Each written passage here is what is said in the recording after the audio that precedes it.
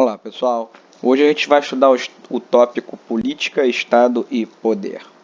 Bom, para a gente falar um pouquinho sobre o Estado moderno e as questões políticas, a gente vai ter que voltar um pouquinho na história e entender como é que era a Idade Média, como era a Europa na Idade Média e como surgiu o Estado absolutista da Idade Moderna.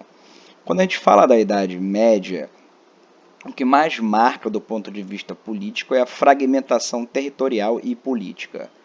Com isso eu quero dizer que o rei, ele era, na verdade, o maior sucerano. O rei, por exemplo, da França era aquele que tinha mais terras dentro do território culturalmente tido como francês. Bom, a relação política que se estabelecia entre os senhores feudais, cada um era dono de seu determinado território e por conta disso havia uma ausência de padronização administrativa. Então, o pouco de moeda que circulava na época não era padronizada.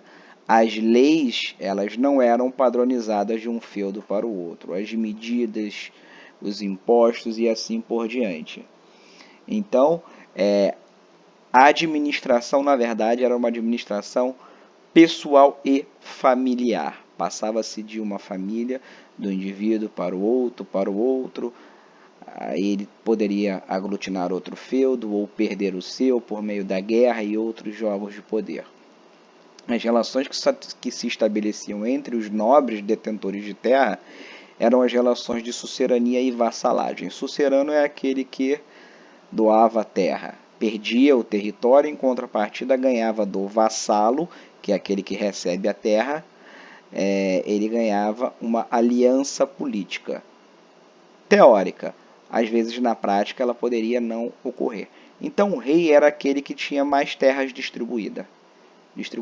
O sucerano é aquele mais forte dentro de um determinado território. Então, não haviam as fronteiras, por exemplo, dos países que nós temos hoje. O território que se chamava francês era um território não delimitado do ponto de vista fronteiriço e que incorporava populações que não eram populações do dialeto francês. Então, poderiam ter populações de dialeto alemão, espanhol e assim por diante. Então, a política estava centrada no poder de famílias e dessas famílias conseguirem controlar extensos territórios. Então, no fim da Idade Média para o início da Idade Moderna, nós vemos as cruzadas que saem do território europeu rumo ao território asiático do Oriente Médio com a tentativa de reconquistar aquela região, expulsar os muçulmanos, no caso específico do Oriente Médio. Mas a gente vai ver que também haviam muçulmanos na Península Ibérica, região de hoje é Espanha e Portugal.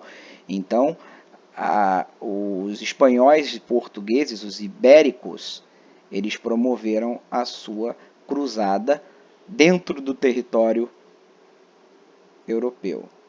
Bom, nesse movimento de cruzadas, muitos nobres morreram, muitas terras ficaram sem donos. O rei, com o passar do tempo, ele foi ficando cada vez mais forte, ele foi centralizando, ou seja, chamando para si cada vez mais poder político e administrativo. Como resultado das cruzadas, a gente vê que, por exemplo, no Oriente Médio, os muçulmanos não foram expulsos. Em contrapartida, abrem-se as antigas rotas comerciais entre o Oriente, ou seja, a Ásia, o Oriente Médio, e o Ocidente, Europa. Principalmente, a principal porta de entrada vai ser a Itália. Daí ocorre o Renascimento. Mas antes disso, há o renascimento urbano e comercial.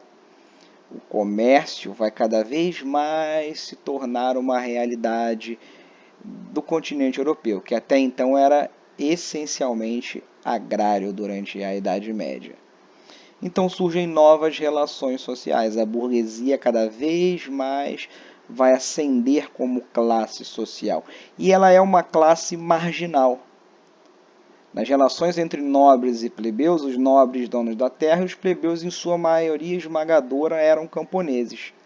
mas haviam os burgueses, que eram aqueles que moravam nos burgos, nas cidades, que desempenhavam funções típicas de cidade.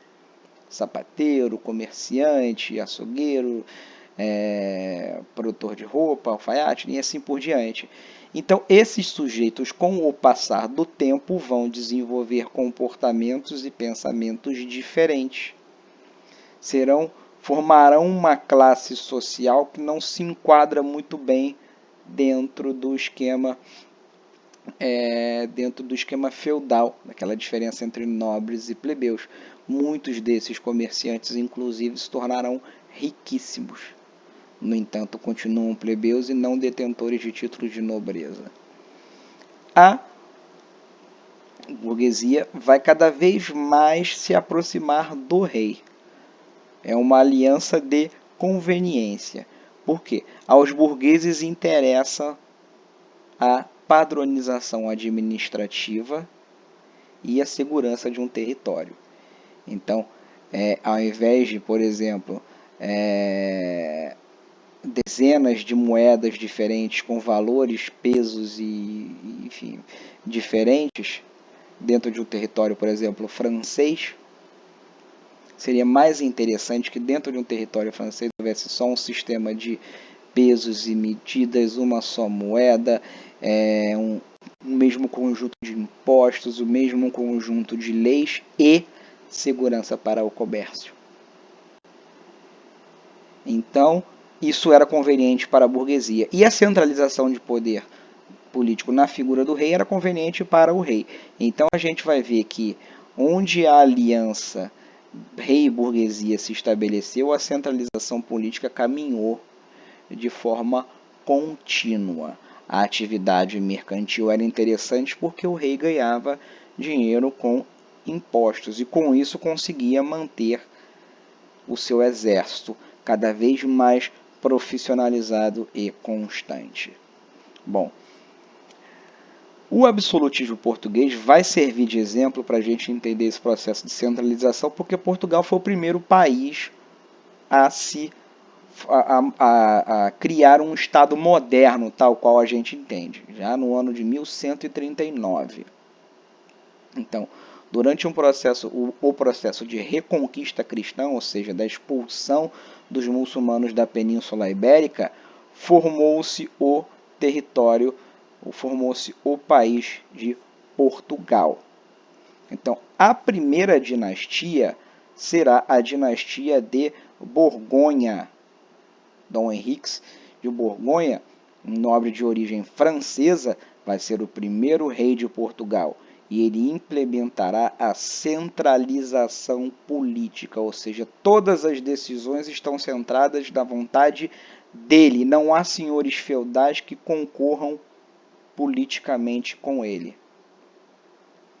Então, todas as decisões emanam dele, então ele centraliza, ou seja, tem um só centro de decisão política. Uma vez formado o território português, estabelece-se um conjunto de leis, tarifas, pesos e medidas, o que facilita, obviamente, o comércio.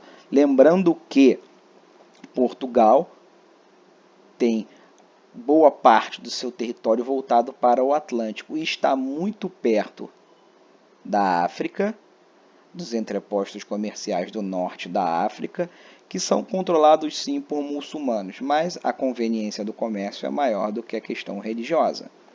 E sem dizer que Portugal é corredor de passagem para os barcos que seguem para o norte da Europa, Inglaterra, Escandinávia e assim por diante. Isso torna Portugal um país cujo cenário é propício para a expansão marítimo-comercial.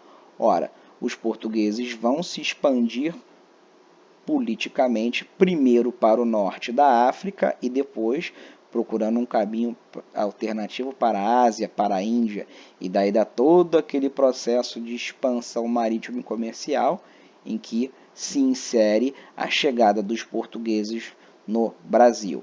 Mas a gente vai ver que a Revolução de Avis consolida essa vocação e essa aliança entre a burguesia e o rei. Então a dinastia de Borgonha se enfraqueceu, a dinastia de Avis, ou seja, uma outra família, deu um golpe de Estado e chegou ao poder. E uma vez se instalada no poder, intensificou a expansão política e comercial de Portugal. Então isso fez com que os portugueses muito rapidamente se tornassem o parâmetro a ser seguido. Outras revoluções se seguirão. A gente vai ver isso mais adiante.